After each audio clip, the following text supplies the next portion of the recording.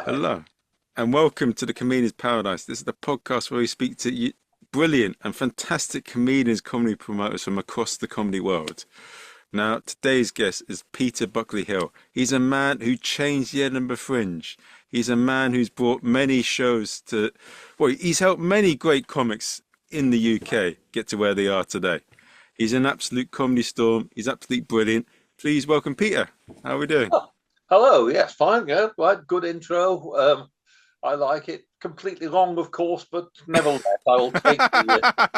uh, I will take whatever comes on this front. Uh, I have few years left. I can bask in those.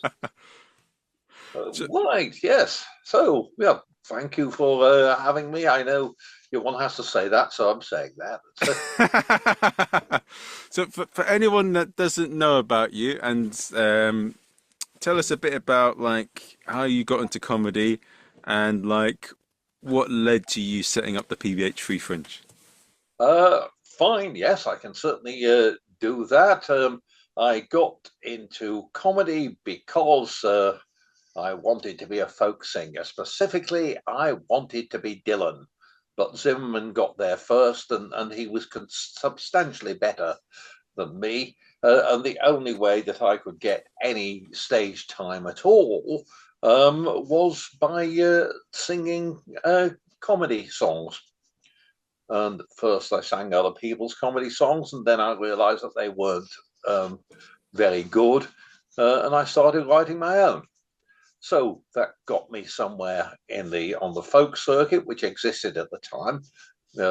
Barely does now, unfortunately, but that's the way it goes. And as the folk circuit was dying, I wasn't. And I sought for other places to perform these songs that I wrote. And so that naturally became comedy, although it wasn't comedy then. In around 1980, it was alternative cabaret, and there were bills of variety. There were comedians on, certainly. There were poets, there were singers, there were general, all sorts of different acts. So that kind of suited what I did. And then, of course, it became a comedy circuit, and I kind of went along with that. And did you? So that's the same. Yeah, that's what Olokan told me. He told me that stand-up comedy started from the folk circuit. More or less, yeah. Well, no, no. I mean, as a statement, that's wrong. Stand-up comedy existed um, yeah, a long time before that. Oh, where did stand-up comedy start? I think we must look at the 18th century. Um, but yes, there is some relation there. Um, Billy Connolly started off on the folk circuit, so did Jasper Carrott, um, and other people who were actually very funny stayed on the folk circuit. Derek Brimstone, Eddie Brimstone's father, was a wonderful folk performer. And what he would do was sing your basic songs, mostly American ones, and be a raconteur between the songs. And he was very, very good at that. Wonderful timing and presence. Um, and other people, Noel Murphy, it was another one. Again, names comedians would not necessarily have heard, but in their circuit, they worked very well. But no, I wouldn't agree with that statement that the comedy emerged Okay. from folk. No, um, some people made the transition. Um, Even the ones I named. I mean, Billy Connolly did the same as what I've described as Dave Brimstone is doing. Um, he would do straight songs and do the patter, the lines, the storytelling between them, and then gradually got the songs. And how did the so? But I think what he meant when he said that to me, like he meant like the UK comedy circuit, the way it is now, sort of originally started from there. Hmm. Uh, it started, I think, um, well, it's no coincidence that the circuit as we know it now rather started in the same year that Thatcher was elected. It Oh, was 79, 80. It was a political movement. It was a political movement in two directions. It was a movement of the left, and it was a movement of anti-racism and anti-sexism. Um, whereas the stand-up comedy that existed beforehand, essentially the music hall old school comedy, had a great deal of sexism in its material. My mother-in-law saw fat, so forth, so forth. Um, and the pioneers of alternative cabaret, as it then was, um, were opposed to that, quite rightly, and oh, built this sort of comedy of the left, which also, incidentally, opposed the rightward swing of the Thatcher government. Um, okay, uh, now, that has mostly been lost, but that was definitely the roots. okay, interesting. I'm gonna look more into that. Um, and with the circuit now, like, how would you say the circuit's changed to what it is now? Like, how has it changed over the years? Um, oh well, in many ways. I mean, obviously, it has mostly lost that political content, um, although has retained the mostly the anti-sexism element. Um, it has spread much more widely. You see some sort of comedy club in most British towns nowadays, whereas previously it was confined to a relatively few venues. Um, and certainly more people are trying to get on an increasingly narrow ladder. Hmm. Um, Yeah. That's very true. and I started, there was a pattern of progression. Wasn't called that, but there was a pattern of progression.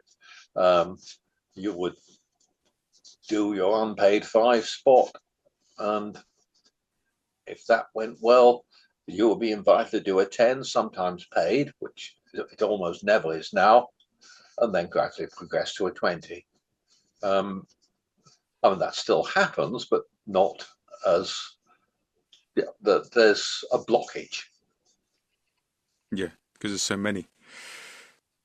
Yes. Uh, is the, I mean, with the circuit changing that, what was the style back then, and what was the style back now? Do you notice any in terms of the comedians you get now? Or? Uh, no, I don't really say that the other. I can say that there is a style or was a style. There certainly isn't a style now, except that people, because there are so many others, um, the sensible act looks for a distinctiveness and tries not to be like everything else on the bill. Now, that's a very, very hard thing to achieve, especially if you've been to comedy school and taught someone's idea of the right way to do it, which does not, in my opinion, exist. Um, you keep on disappearing on the Oh, bill. I've got a backdrop. I've got a fake backdrop, Peter. There's a. Ah, right, yes. I mean, I'm not a fine. ghost. I'm not a ghost, Peter. Don't worry. Uh, this is all right. I mean, I ain't afraid of no ghost. Okay. Um, uh, I am afraid of some ghosts, but not of no ghost. Since you are no ghost, I am not afraid of you. Um, uh, but who knows? We all have our ghosts, and indeed our demons. They tend to fight it out overnight, and demons flee, ghosts too, as the case may be. Right, that takes us nowhere. Yeah, I think I most regret the shift backwards in material, if you like. As I say, the 1980s stuff was, if not heavily politicized, at least fundamentally of the left. And not everything is of the left now. And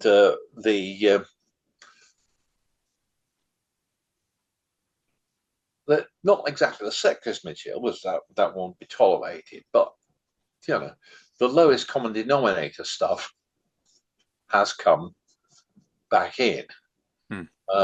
In certain cases. Yeah. But it's hard to judge because there are so many people doing it at the moment, and of course they're doing it to audiences that I no longer recognise. When I started, what was it? Call it 1980, which means I would have been 32, working to people of about that age or even younger. Okay, so I am now 76. The age of the audience has not changed much. Now that by itself creates a barrier, a differentiation, and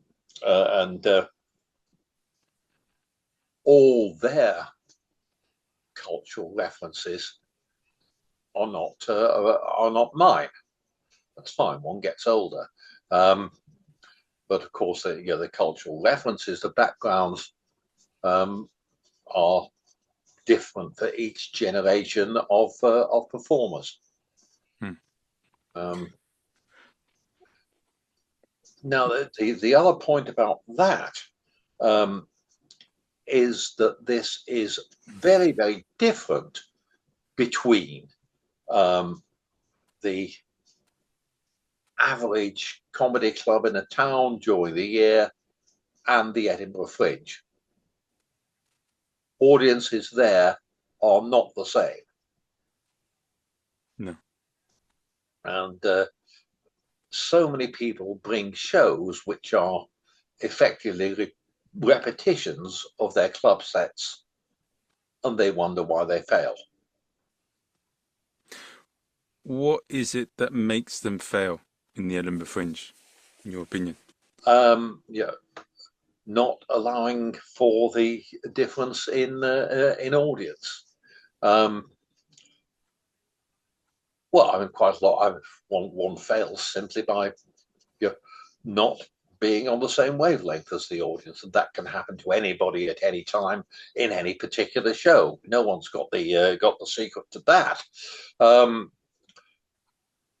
But there are things you can do by way of preparation. Now, the most common problem is someone who has maybe worked their way to their first or second 20, applying for a full 1 hour show in their own right. Now, a 1 hour show is not 2.5 20s. A 1 hour show needs a theme, it needs structure, it needs light and shade, and it needs something that will bring people in sight unseen. Now, if you have a leaflet that says, I am the best stand-up in Todmorden, for example, this is going to attract zero audience because, plus or minus the city name, you have at least 1,000 others making that same claim. If you have a reputation, fine, that brings your audience in. If you do not have it, then you must have something that an audience member, or you will go through the vast listings that you see and think, this is interesting. I want to know more about that thing. I shall therefore go. If you don't have that, you're condemned to low audiences. And low audiences are the death of any attempt at stand-up, because laughter catches. And if you have 4 people, 1 in each corner of a room, nothing catches. You can't win against that.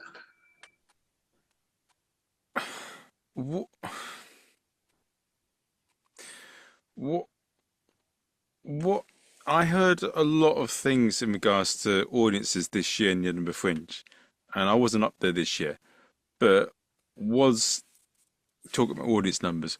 Was this from? I heard from a lot of other comics that this year's Fringe was pretty poor. Was that? I wasn't there either. Okay. The year before, the whole Fringe has not recovered from COVID. Numbers are not back to where they were in 2019, anywhere across the board, and that makes it more difficult, certainly. Okay. Is the Fringe gonna how is the Fringe gonna how do you see the Fringe changing?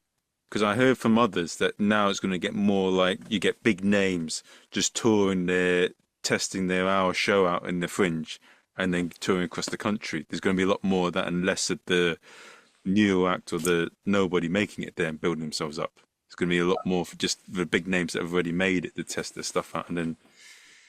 Well, yes, that's been the case for many years. In fact, it's one of the things that the Free Fringe is working against.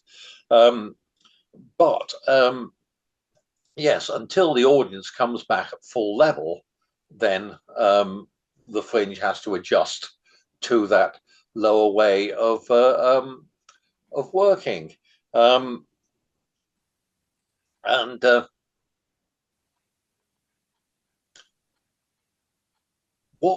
What happens as a result of that is that the supply of acts dries up and the whole thing builds in a different direction.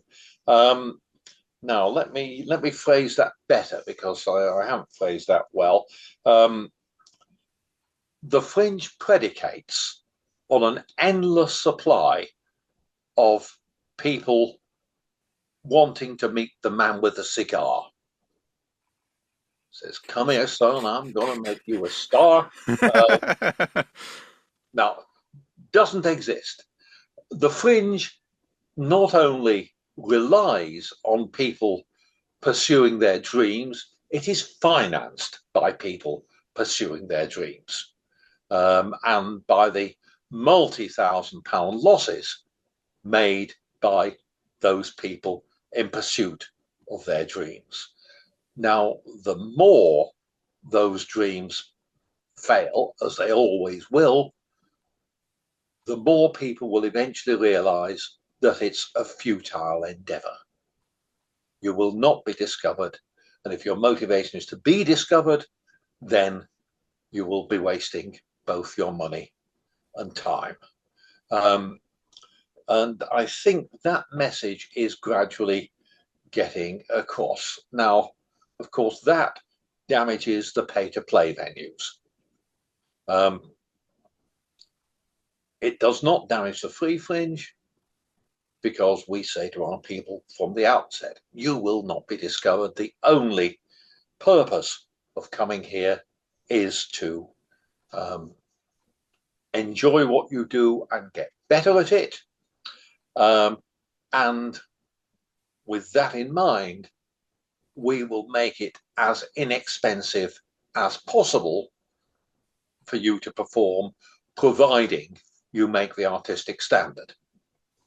That's a very important proviso. We don't just take anybody.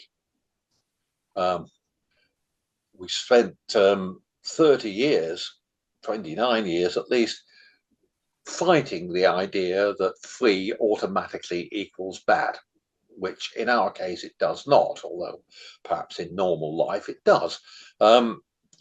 This isn't normal life. This is the Edinburgh Fringe. Completely different animal. Nothing is normal at the Edinburgh Fringe. Nothing makes sense. So I can see what we do surviving in a way that the pay-to-play venues might not, because this endless supply of people who are willing to lose £5,000-10,000 to promote themselves must at some stage dry up.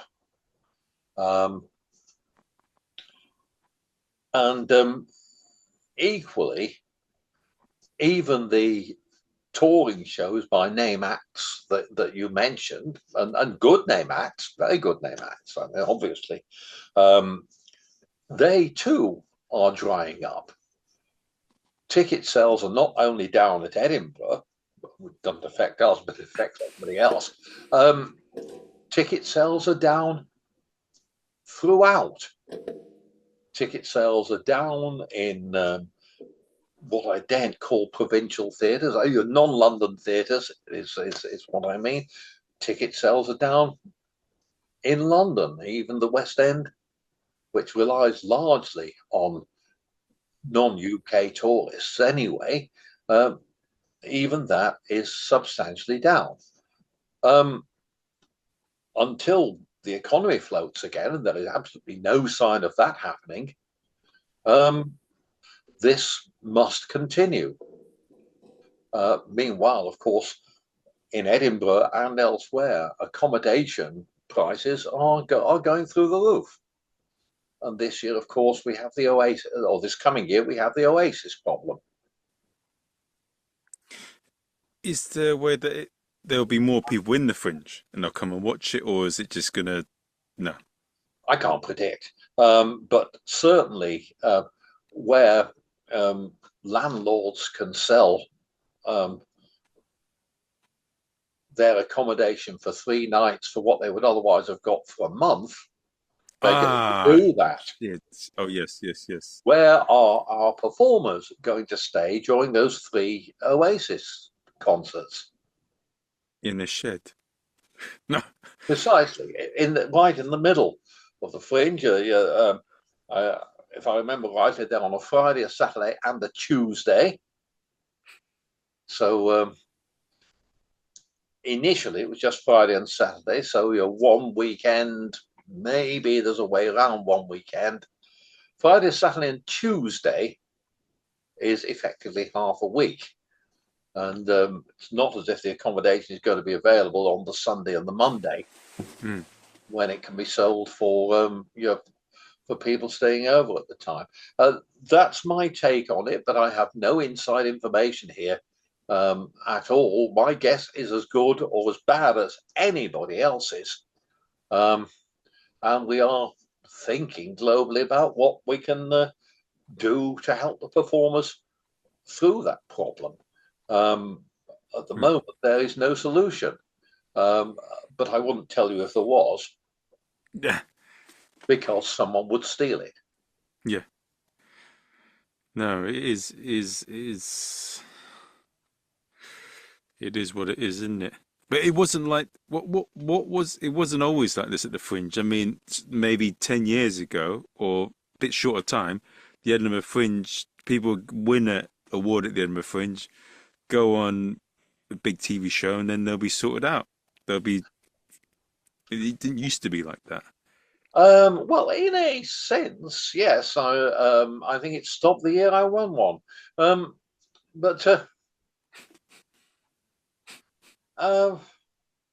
Yeah.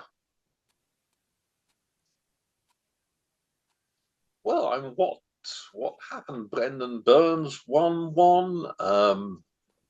Got a bit of television out of it, but then retrenched to Australia. Tim Key won one, and although I very much rate his act, he's not a national name. So for it has changed. Now, this may be, of course, because the party changed. Up till what was it, about 2008, maybe. Yeah, the awards were announced at a large party with many drinks promotions, to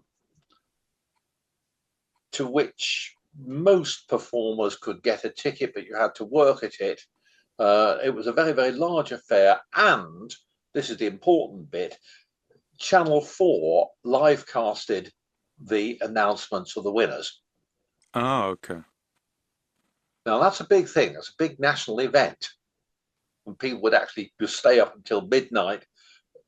Doesn't sound like much, does it? But civilians would stay up until midnight watching to see who had won this extremely prestigious award, sponsored by Perrier, owned by Nestle. But and then they lost the sponsorship, and all that changed. The announcement was not a big national event, and it therefore followed that the acclaim to the winner was much less of a big national event as well. Or shall I say the winners, because there are 3 awards.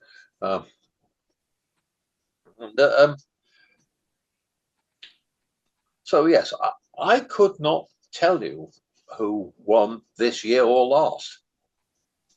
Well, I ought to know, but I could not tell you. There is a list on Wikipedia, I believe.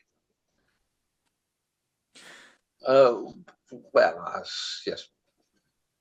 On the other hand, am I remembering the earlier years correctly? The first year I went to the Fringe, it was won by Leno and Woodley, who were an Australian double act. Okay.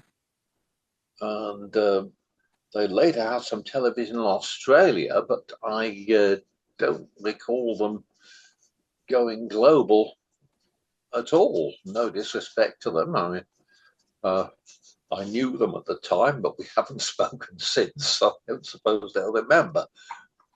And who won after that? No, can't remember. So it's less important in a way. Now, similarly, reviews. People used to do the Fringe to get reviews. And I never quite understood why. It should be enough to entertain the people in front of you.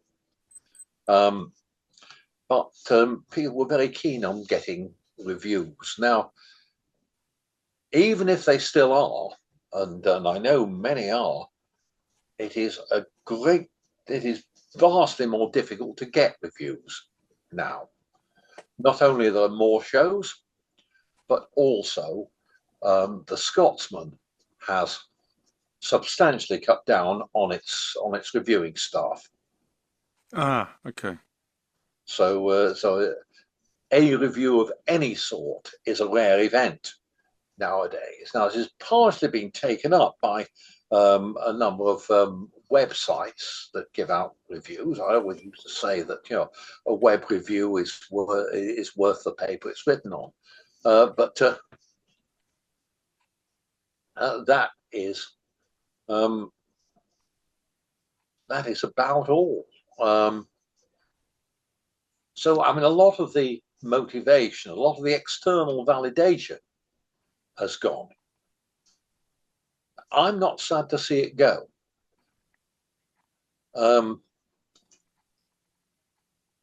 Because it's very misleading. Firstly, it means that people are trying to entertain the reviewer on the audience, which is a fatal mistake and an insult to the audience. Secondly, and I will tell you this story. The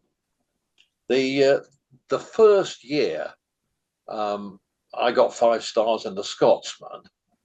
To an extent, it changed the show.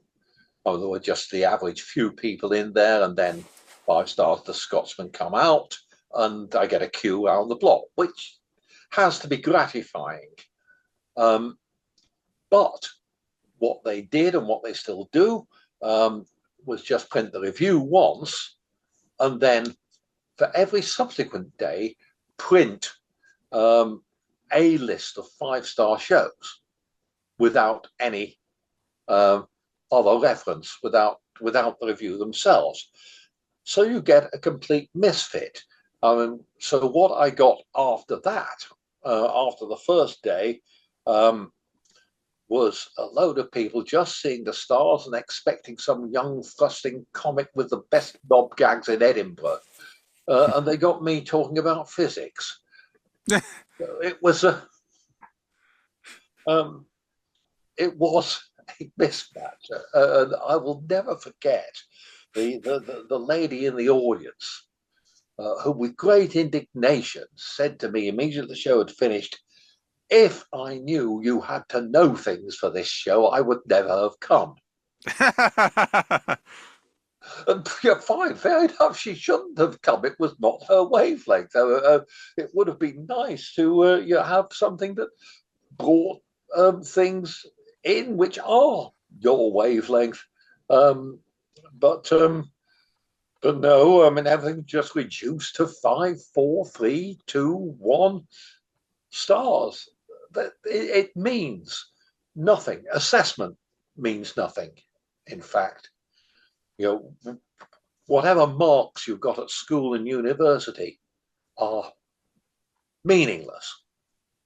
They don't say anything about what you learned, just what you were able to regurgitate and fool the examiner into thinking you understood. And assessment has done so much evil in our times, and it's still doing it, that even today or yesterday, they are now saying, let us bring in league tables for hospitals, which is a remarkably stupid thing to do. Let us instead ensure that hospitals give the best possible service to everybody and not compete with each other. What would be the point of having a league table for hospitals? And how many resources would be wasted, A, compiling that table, and B, trying to please the judges rather than cure the patients? It is a nonsense.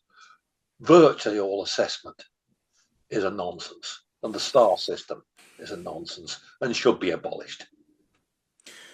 What, in your personal opinion, determines what a great comic is? I don't think there is any such thing. There are comedians I like, there are comedians that other people like. They can be completely different. I can probably tell you what a non-great comic is, what a bad one is, but I think most of us can. Although there are rare cases where an act is either brilliant or mad, quite possibly both. And it's very, very difficult to tell. In the days when I used to do the bookings for the Free Fringe, all the time I had to make decisions. Is this a bad act, or is it a good act that I personally don't like? And that is a difficult point of judgment. And I congratulate myself sometimes on having made the right decision in some cases, having seen a video from someone saying, "Oh, no, this is not my wavelength," but I can see it might be someone else's. Let's put them on. But you're brilliant. Well, what comedians were. There's no such thing as objective brilliance, but what comedians were brilliant in the eyes of the majority? Well, Spike Milligan, obviously, and Lenny Bruce, obviously. These are outstanding names. But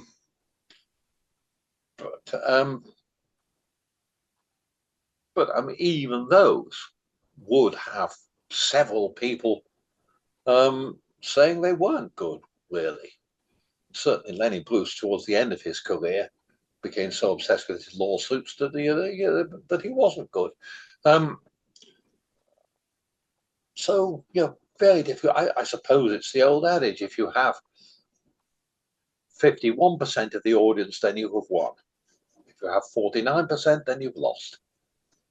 You'll never get 100. Okay.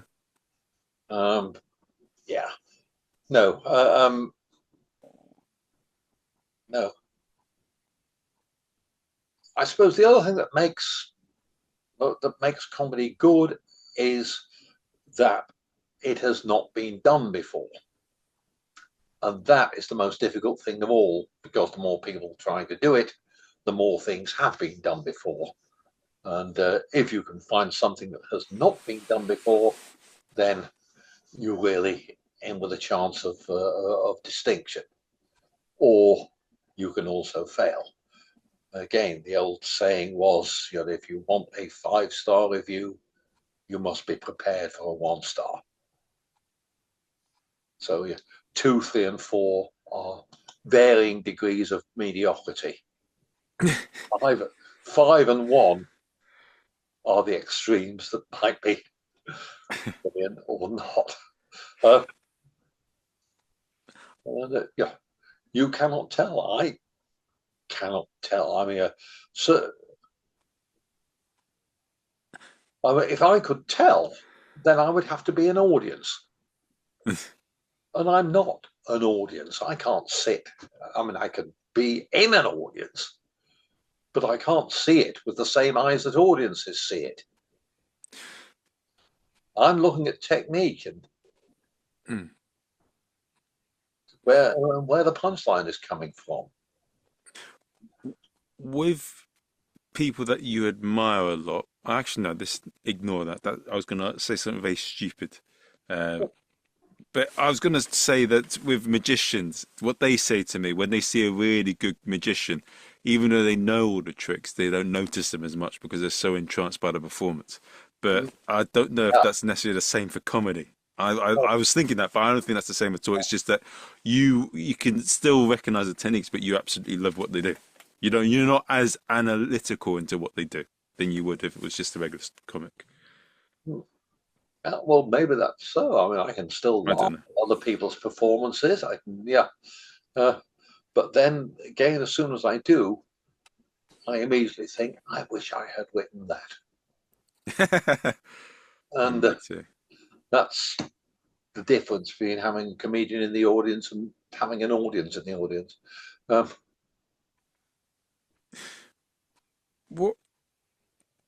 What keeps you passionate about the fringe and what makes you continue to want to keep pushing the free fringe and supporting artists out there? And two different things. I am not passionate about the fringe. I am passionate about the free fringe. Yes. Because the free fringe gives opportunity for people to excel at what they do in an environment they cannot otherwise encounter, unless they are already famous. And because we do have some already famous people at the free fringe, and the free fringe always was a political movement for the emancipation of performers. The pay-to-play venues, and certainly when I started, the pay-to-play venues were the exploiters. The performers did all the work, and everybody else made money off them, and the performers were the ones who lost most, even though they were responsible for the fringe. The free fringe has always been a political movement for the emancipation of performers against that exploitation. Not everybody understands that, but you can sum it up simply by saying it is about the workers' control of the means of production.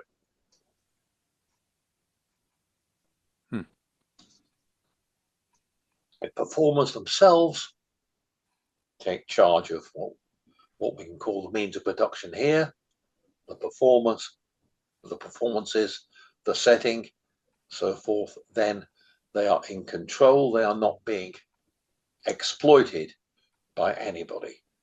Now that is the theory. The practice is that not everybody understands that, despite being told that. And they will happily take the money we save them and spend it on excessive PR, teams of leafleters,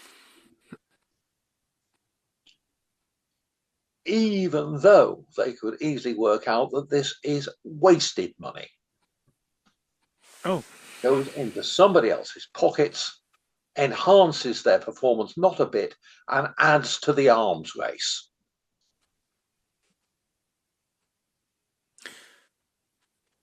And what do you mean by the arms race, and what makes you...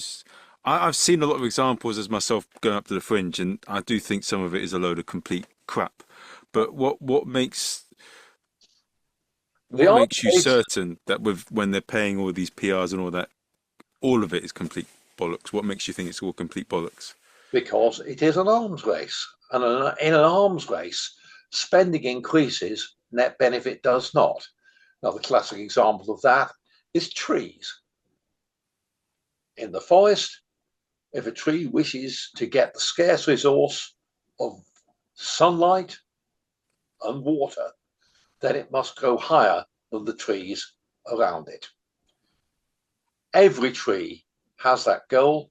Therefore, the aggregate height of the forest benefits rises, and no individual tree benefits.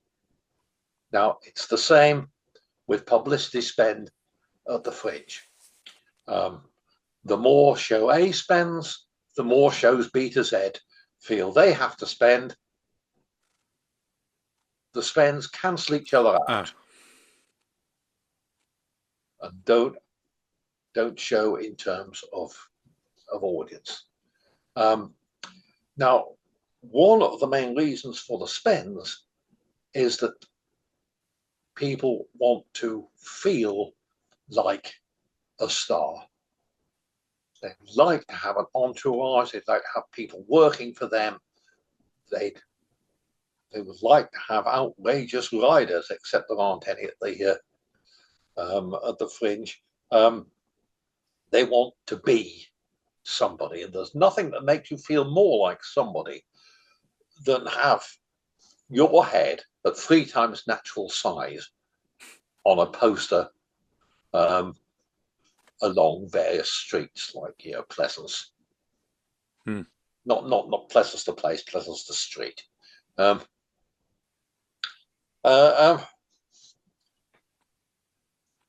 that, of course, costs, and that costs the performer.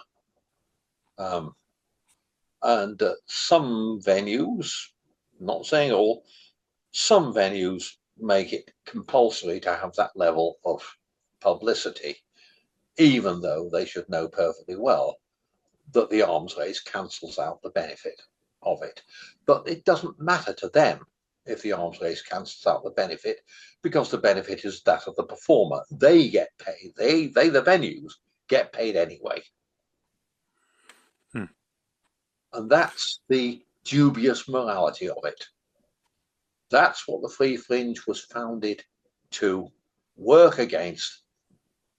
And that is what we still try to work against, even though many of our own members fall for the arms race trap.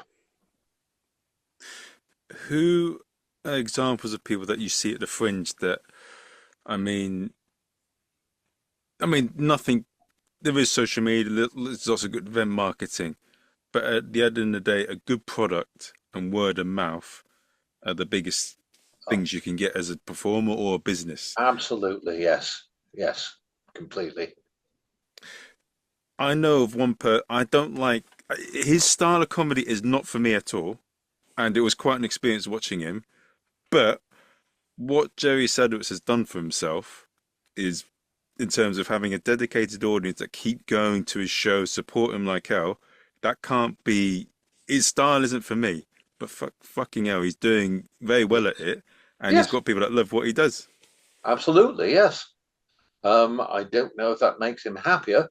Um, uh, I have talked to him on some occasions. I've never seen him in a happy mood, but maybe that's just me.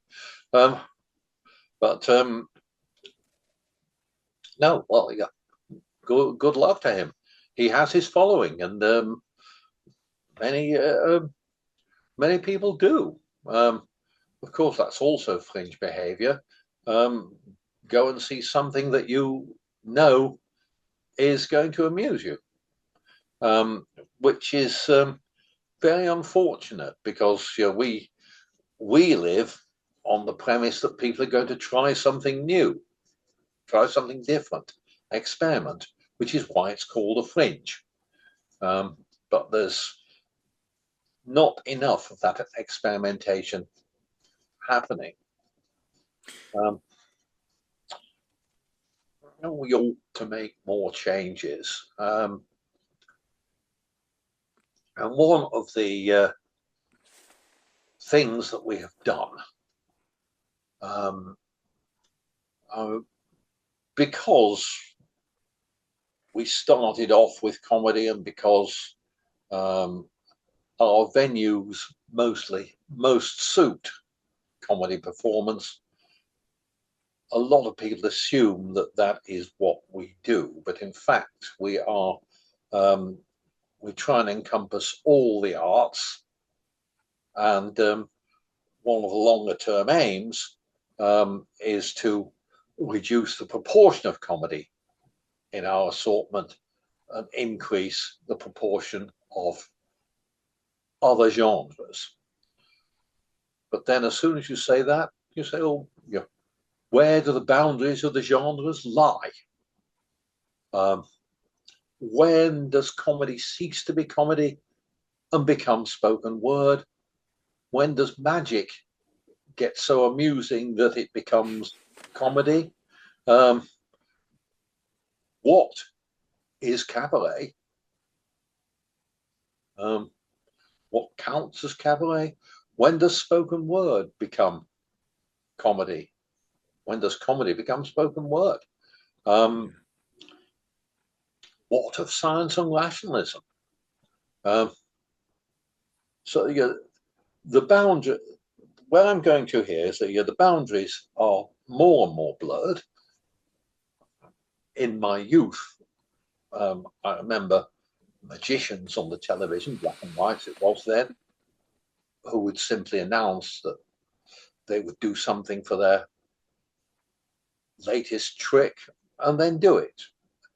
You couldn't get away with that in magic nowadays. You have to have the patter, the rapport. Essentially, you have to have comedy in with your magic. Um, and so, why do we have these categories in the first place? Should we not actually abolish them like we hope to abolish the star system? People know more about the shows than the simple genre that we advertise it at. Now, we haven't worked out how to do that yet, and um, that's just me thinking. I haven't put it to the committee. What are your thoughts on how social media has changed things for comedians? In terms of like, Um, because I got a comedian that I know, Ali Woods. He goes up to the Fringe each year, and he's packed because of the social media. He doesn't have to do any of that crap because of the following he's built. Yeah, what are your thoughts on social media and how it's changed I, lives for comedians? I'm told that's true, what you just said. I am the wrong person to ask. I don't really understand social media. I mean, um, my no, it is for a different generation. My first relation to computers was programming in COBOL, and my mind still works that way. Um, but yeah, no, I'm told what you say is possible. People do have followings on, I don't even know which social media, but is it TikTok? Yeah. It is. Right. I think they turned me down. Uh, What uh, is that? That's strange. or was that? No, it was that was Instagram. They think I'm a robot. Oh, what? What? Uh, yes, I don't think I've tried TikTok. Um, so the answer is I really honestly do not know. If it works for other people, fine, fantastic, incredible, stupendous. Um, but I mean, I have videos on YouTube with less than 100 views, which is um, obviously doing something wrong. Don't know what. Doesn't matter very much now, does it? No. Who? One thing that is intriguing that's happened with that I've seen with the Fringe is the famous and the brilliant. You've probably seen it as well, but there's and a lot of comedians joke in London. Oh, at least I always have a bringer with baby reindeer, and like what Richard Gadder's done, and what I mean. What are your thoughts on I'm not sure I understand the question. I know Richard Gadd's work. Obviously, he was a free fringer when he won both his Perriers. Well, they weren't called Perriers, whatever. Um, um, I don't know what his relationship to bringer shows is, I don't which we're against. yeah ignore what's the point I'm getting at here? Yeah, there's people that are who's who have been performers that you've seen recently who you're proud of that you've changed their who the where the free fringe has recently helped change their career or like really helped them. Oh Like well, yeah, we're proud of everybody that yeah, to whom that happens, and to a lot of people to whom it has not yet happened. Um, we haven't changed their act. We haven't touched their act. You know, they had to be good in the first place. We have helped them to get famous in a more cost-effective fashion, and also in a fashion that gives them more love from the people. Because this is one of our fundamentals. You know, you pay £15 for a ticket.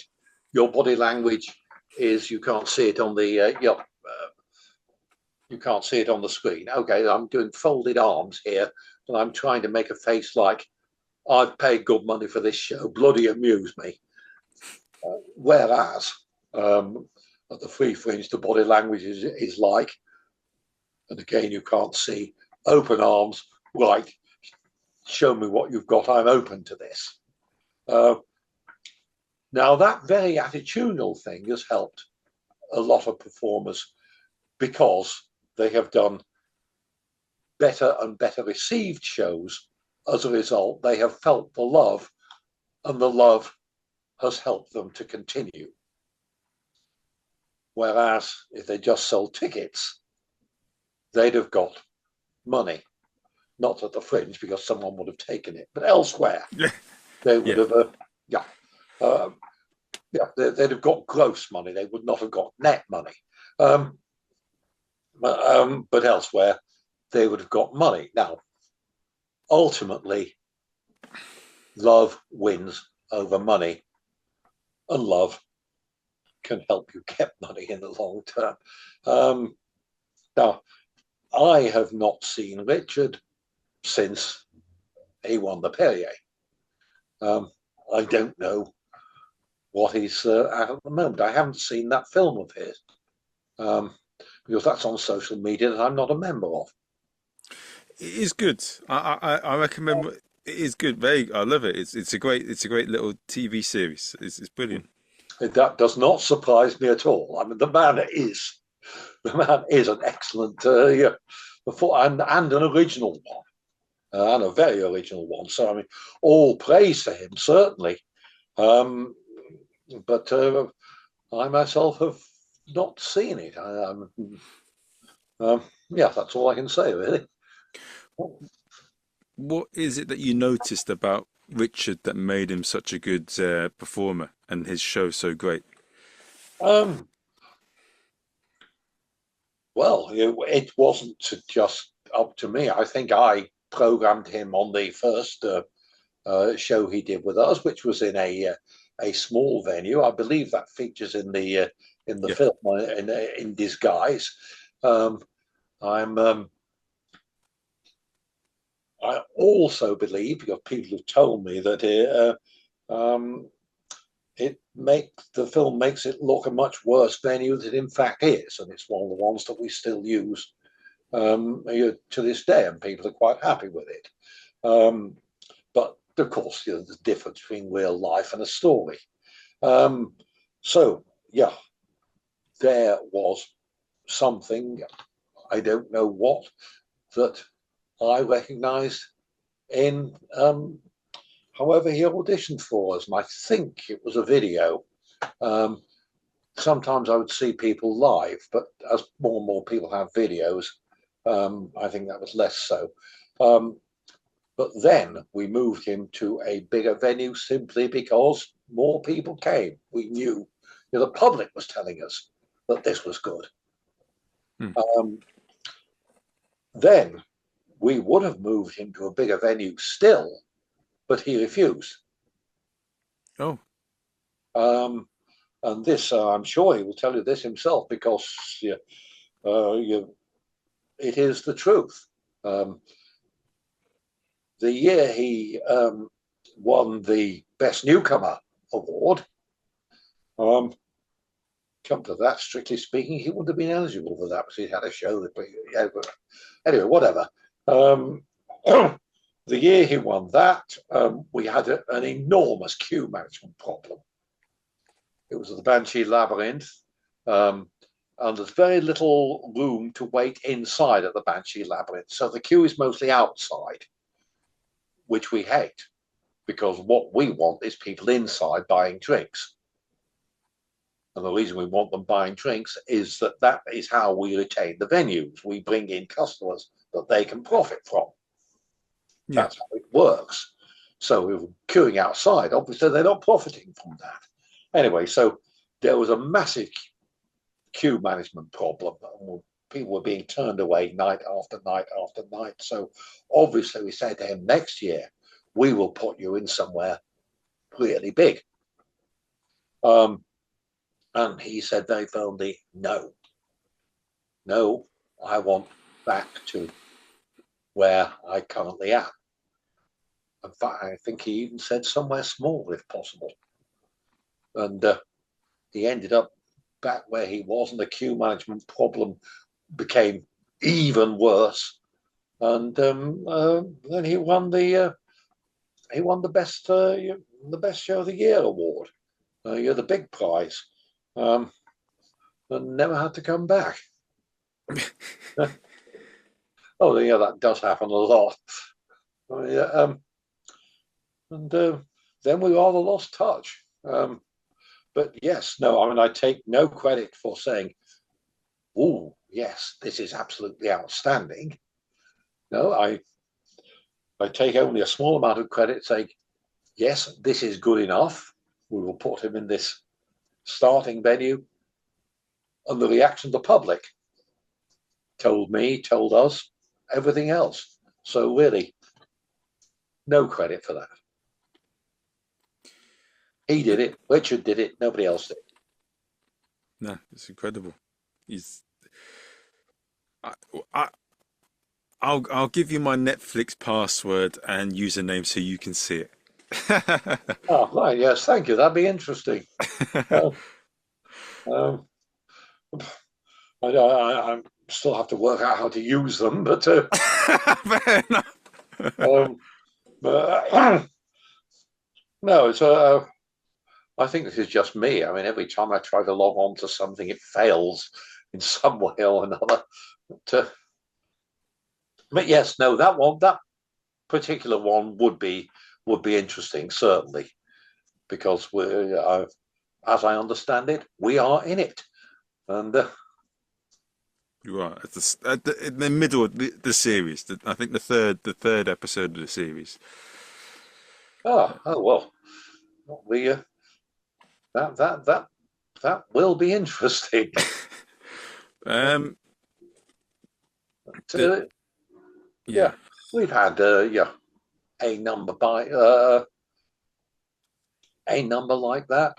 Um, Not exactly like that. Everything's different, but yeah, a number of people who have progressed from smaller to larger venues purely on the strength of the power of their own show and the number of people that they've been able to bring in, and we've tried to accommodate them as far as possible.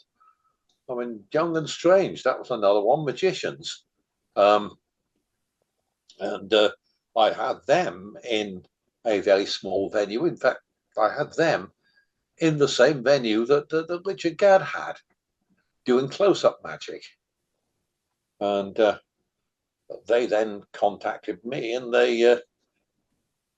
uh, they said, "Well, we've been on Challenge Penn and Teller, or whatever it's called, um, and our profile is therefore higher. Can you get us somewhere bigger?" And I said, "Well, did you beat the challenge?" And they said, "We can't tell you." And I said, "Well, I can't tell you if I can put you somewhere higher or not. So I don't care what you've signed, tell me," which they did. And um, I managed to find them somewhere, and they went off to do big things in Las Vegas and places like that. So, yeah, it was quite gratifying to see that. Um, yeah, numerous others, but tempting as it is to take any credit for that, no. The only credit belongs to the performers themselves. We just try to help in any way we can.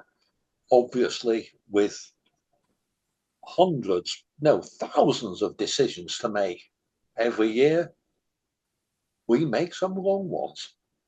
yeah. We If also make, if any comedian performers sort of looking at this interview now, and they're asking you for a bit of advice on how to approach the fringe, or if they want to perform at the PBH fringe, what would you tell them? oh, well, two different things. They want to perform at the Free Fringe, then they apply. There's an online application system. We don't answer the question, you know, is it worth my applying? Because to answer that question, we need exactly the information that they will put on the application. So basically, if they want to apply, they've got to apply on the form, and then they get treated equally. Now, if they ask your other much more interesting question, say, well, what would I personally advise them?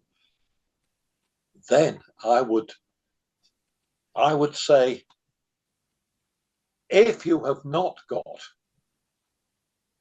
a distinct 50-minute show, what, 50 minutes, 60 minutes, with the psychiatric hour, a distinct 50-minute show with a theme that is going to attract the public who don't know who you are, then don't try it.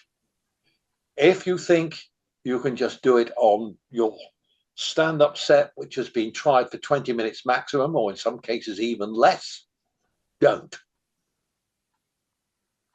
Instead, get together with 3 or 4 others and have a mixed bill show, which will teach you a lot more, give you a lot of peer group support, which is lacking in a one-man show, and generally allow you to learn the trade better than that. Of course, I'm assuming that this is a relatively inexperienced actor. An experienced actor, well, will already know the answers to what I'm saying.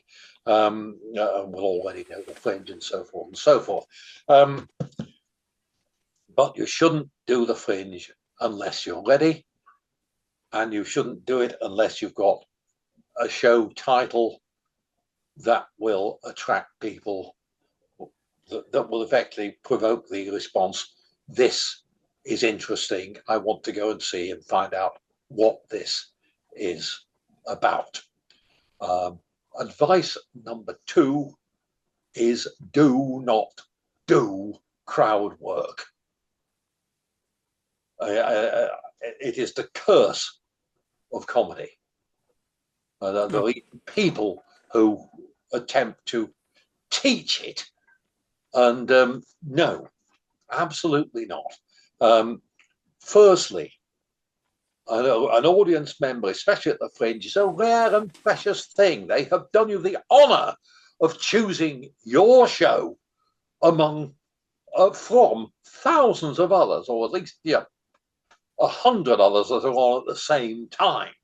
They have chosen yours, and you want to make them feel like a twat just for being there? No, people do not like being picked on, even in a manner that you think is supported. People don't like it, don't do it.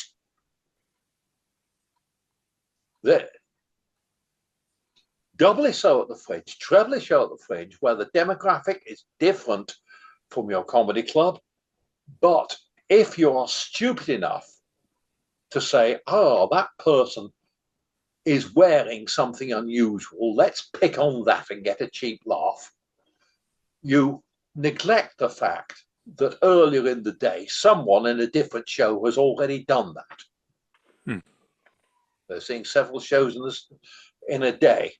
No, you are there to entertain them with your material. They're not there to provide you with material that you haven't been bothered to write. Do not do it. Even if you're comparing, don't do it. There are ways of comparing that will get the audience reacting together as a group and in favor of the act without humiliating anybody. Yeah. Listen to people as they come in, and they will say, I'm not going to sit on the front row because someone is going to pick on me. Well, that's a whole row of audience lost, and a whole further piece of distance between you and the audience, where you want no distance between you and the audience. Whoever is promoting crowd work, stop it now. You're only driving people away from something you want to bring people into. Yeah. And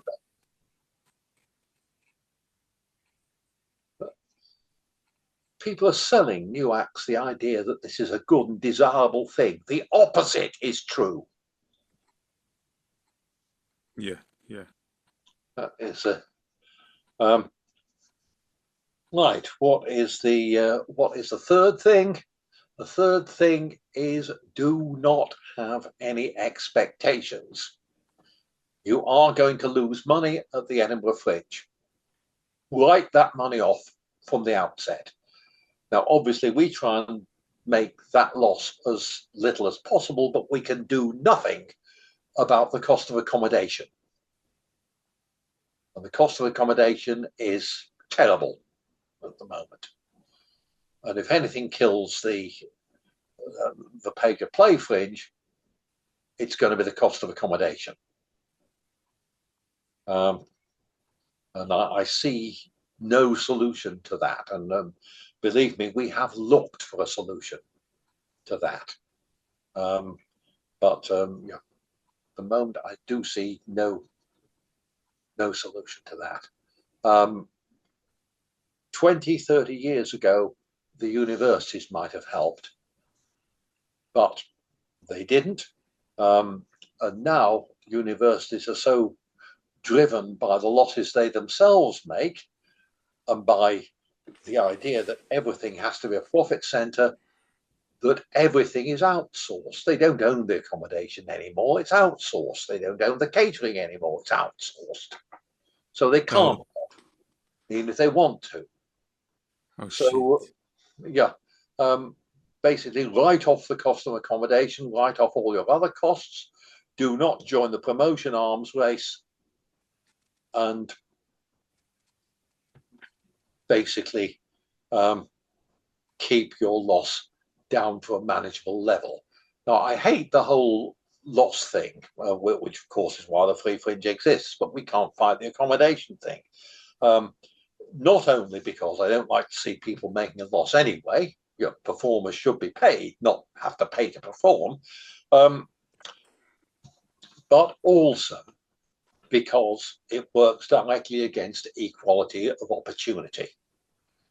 Basically, to afford the fringe, you have to be middle class, which means you're excluding a whole genre, a whole slice of society.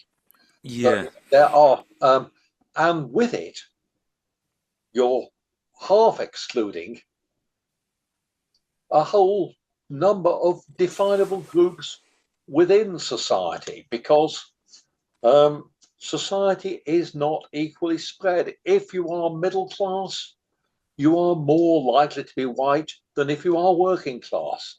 So if something favors the middle class, it also favors white over non-white performers. The whole body of culture is not as represented as it ought to be in our society. And this is what pay to play brings you. Yeah. And again, we have tried to fight that, but there is a limited extent to which one organization can do that. If people have to pay to play at the fringe, and if they are working on minimum wage day jobs, they cannot afford the fringe. And that is a great pity. Yeah, I agree wholeheartedly with that. It's one. Yeah, it's it only. Also, you want variety. You want different kinds of perspective, different kinds of stories, and yeah, it limits the kind of thing you're going to get. Yes, it does. It does. And it feeds upon itself, of course, because you then get an audience that is attuned to that. Of course, the Edinburgh audience is largely middle class anyway. Yeah. And of course, the citizens of Edinburgh are more likely to come to our shows than the pay-to-play shows, not because it doesn't cost them anything. Yes. That's not playing on a Scottish stereotype. That'd be true anywhere in the world. But there's always undercurrent of resentment among some, not all citizens of Edinburgh, saying, well, in August, our city is taken over by, they say, people from London. Of course, that's not true. There are people from all over the world, apart from Edinburgh, a load of strangers who do not interact or give back to the city. That is their complaint, and it is to a large extent justified. Yeah. I think less so with our organisation than with others, but still, the fringe has enemies among the citizens of Edinburgh. Well, it ought to have friends among the citizens of Edinburgh. Yeah. That's yeah. So, do I have any further advice for people want to come for fringe? Yep. Leave your ego at the door. I think it was Band-Aid or Live Aid that first coined that phrase. But yes, whatever nastiness is in your character, the fringe will bring it out. Oh. You will be under stress. And it is important that that stress does not explode to your fellow performers, or even worse, the poor staff at your venue, who again will be pouring drinks on minimum wage, and you will not appreciate you behaving like a prima donna. Yeah. Ensure that does not happen. I'm emphasizing that because I have seen it happen so many times. Things go wrong, of course things go wrong, and it is very difficult to control one's exasperation and anger at those things going wrong, especially for me. I mean, I'm good at anger. I have a lot of it.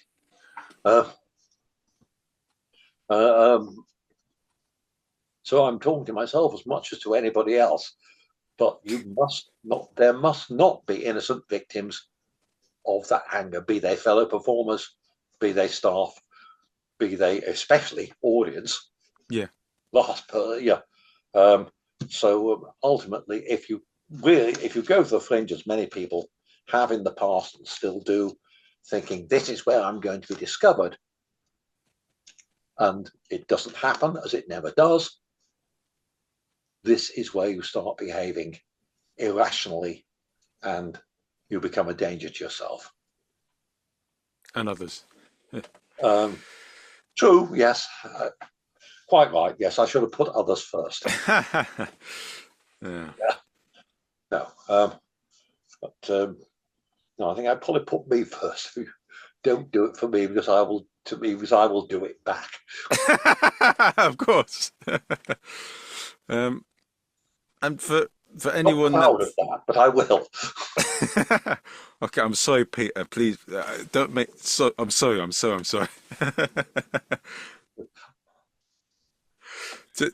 To anyone that's sort of listening in right now, how do they find out about you? And of course, tell us. Obviously, they can join the PBH Free Fringe. You guys accepting applications? The first thing is to go to freefringe.org.uk, not .com or .co, because someone stole that. But still, we're quite happy being org, because we're a non-profit. In fact, we're a charity now. We've been a charity for 1.5 years, so we couldn't make a profit even if we wanted to, which we can't anyway. But anyway, go to freefringe.org.uk and follow the Take Part link. Now, there's a lot of stuff to read there. Not only our ethos and conditions, which give us the undeserved reputation of having too many rules. We don't really. There's basically, they're all subsumed in the one rule: don't be a dick. But also has a lot of helpful advice from the individual artistic directors of the individual genres, from the comedy artistic director, from the theatre artistic director, from the spoken word artistic director, and so forth and so forth. And then once you've read and absorbed that and got the idea of what we do, then there is an application link at the bottom of the form there. Now, as I said before, we won't advise you whether it's worth applying or not, because the information we need to judge that is the same as the information on your application. So basically, take the trouble to make the application. Make it honest. Don't try and puff your way. That's a horrible expression. Puff your, don't lie, basically. Be truthful about what you are and what you do. And then that then lands with our artistic director team, and it may or may not result in an offer of performance space, which you can then accept or renegotiate or reject according to what you feel about it. There is a horrible delay between application and offer, and I wish it was shorter, but it isn't, and it isn't because of the nature of Edinburgh and the fringe. Yeah. We're nomads. We get what venues we can for no money. We can't pay venues. We have no money to pay venues, and anyway, if we did, the whole way we run things would collapse. So every year we have changed venues, and very, very often venues don't even come on board until May or June. So we're in a position of making offers later than we want to, because when we would want to, and that would be from January onwards, we don't have enough venues. Enough venues come along later. So you've got to be patient. I wish that was not so, but it is so. And until someone gives us a very large building for free, then it's going to remain so. Now, once you've applied, there are groups on Facebook that you can discuss your application with, and there will be a series of online, I'm trying not to call them seminars because that sounds ridiculous, yeah, but online meetings, if you like, where you can ask questions of experienced free fringers. Yeah, very much like this, using what's this software called? Zoom. Zoom, yes, that's it, using Zoom. And I shall be at some of them, and other experienced people will be at some of them, and those questions can be asked. And you can even learn about the venue you've been offered, because there are reports from previous years online. But obviously that doesn't count if it's a new venue to us.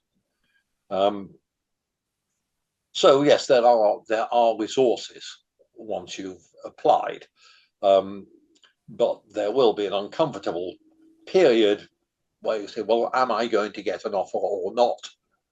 And you might even ask us, and we will say, well, we don't know. It depends on the venues that are coming in.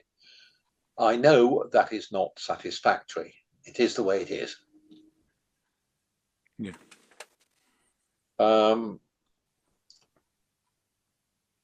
Now, what else with that? Oh yes, what you can't do is apply to us and other organisations offering free admission shows. If you're doing free admission, you either apply to us or you apply to them, not both. But you can apply to the pay-to-play venues without any difficulty whatsoever. And a lot of people do that. They have one pay-to-play show and one free fringe show. And they're welcome to that. That's not, there's no element of competition there. The other people who offer free admission are not free. They charge performers. Sometimes a lot, sometimes a little. In one particular case, a great deal. And we don't approve of that. Yeah, that's probably all I can say without another question on the subject. And if they want to find out about you and your work, like if they want to watch you perform, Oh, me? Well, I'm yesterday's person. I mean, I hardly do much any more. This is the trouble with being old, is that all your life is current. So, I mean, I wrote 2 or 3 years ago, 4 years ago, can't remember. I wrote a gag which referenced a famous advertisement for Cadbury's Flake. All my generation know it, a really famous advertisement, but I did not. But it hasn't been shown for 20 years. There's a whole generation that completely missed the reference. And because everything in your life is current, I did not realize that that was going to happen. So obviously what I had there was a failed gag. Gasp, surely not a failed gag. No. If they want to know about me, then there are things upon YouTube. I can be searched for on you. I have 6 or 7 one-hour shows on YouTube with jolly songs and a little bit of spoken between the songs, and in one case an hour's worth of haikus. So I am on YouTube. If they want to know the full history of the Free Fringe, up to about 2019, then they can buy my book, which is called Freeing the Edinburgh Fringe, which is pretty much what it is about. So that ideally not from Amazon because they're evil. But so I told the publisher, don't sell through Amazon, because they're evil. And they said, well, we won't sell directly to Amazon, but Amazon can get hold of it no matter what you do. Because it is impossible to avoid them. So, if you can't find anywhere else to buy it, well, you can come directly to me and I'll sell you one. But if you can't find anywhere else to buy it, then it's on bloody Amazon. But I don't endorse that. No. But anyway, it's a jolly good read. It wasn't a jolly good write, but it is a jolly good read. What else? I mean, and if you're doing nothing on the 3rd of March, come to my birthday show, in which I will do about 2 hours worth of stuff because I can. Okay, go to that, so that guys. is the annoying thing. I mean, with increasing age, say you get booked for relatively little. Or it may be self-delusion. Maybe I'm not good enough, but I do know that once I get on the stage, I can still do it. And I therefore do still do it. With all the years you've been in comedy and entertainment, is there one bit of advice you would give a comedian that isn't Edinburgh Fringe related in terms of being in comedy for a long time and to succeed at it or to be good at it? Oh, right. Yes. Well, I gave out a few pieces when I was talking about Edinburgh. What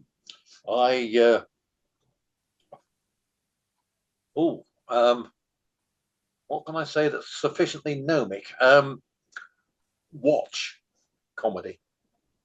Unless you've got a good reason to do so, do not leave the gig as soon as you've been on. Watch it to the end. Watch how other people do it. Note their good and bad points. Learn, respect the audience. I've already mentioned don't do crowd work. I'm very keen on that not happening. Be different but not mad, which is a very fine line.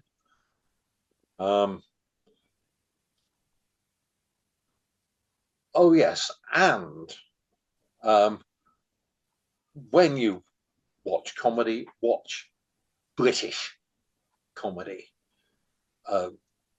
There's some very good American comedy, but it will lead you down the wrong path. One simple reason here. In the UK, the comedian must always be the most vulnerable person in the room, must always be ultimately more of a victim than anybody else. If you show arrogance, British audiences will not warm to you. Now, you can partly show arrogance as long as you show vulnerability alongside it. American comedy, however, is different. There you can show arrogance, and to a certain extent you must. It's a lot more in your face, with many honorable exceptions, of course. A lot of American comedy is uniting comedian and audience against a third party who is not present. Usually ending with the words, "Am I right?" That isn't British. If you don't show vulnerability, you will not get the warmth back that you need. Okay. That's my opinion. There are many other opinions. Feel free to choose from among them. Of course. Right, guys, I hope you've enjoyed the podcast, and I'll see you guys. Oh, there are guys, are there? Oh, yes. So, oh God, I'm getting in trouble now. Pete, you've put me in a, yeah. Okay. Whoever's listening on a podcast, and gals, I take it. Yeah. whoever's listening to a podcast, whether you be a guy, a girl, or goldfish, or a horse, whatever. Yeah. Wherever you are, I hope you've enjoyed the episode, and I'll see you guys soon. Yeah. A big shout to all the horses out there.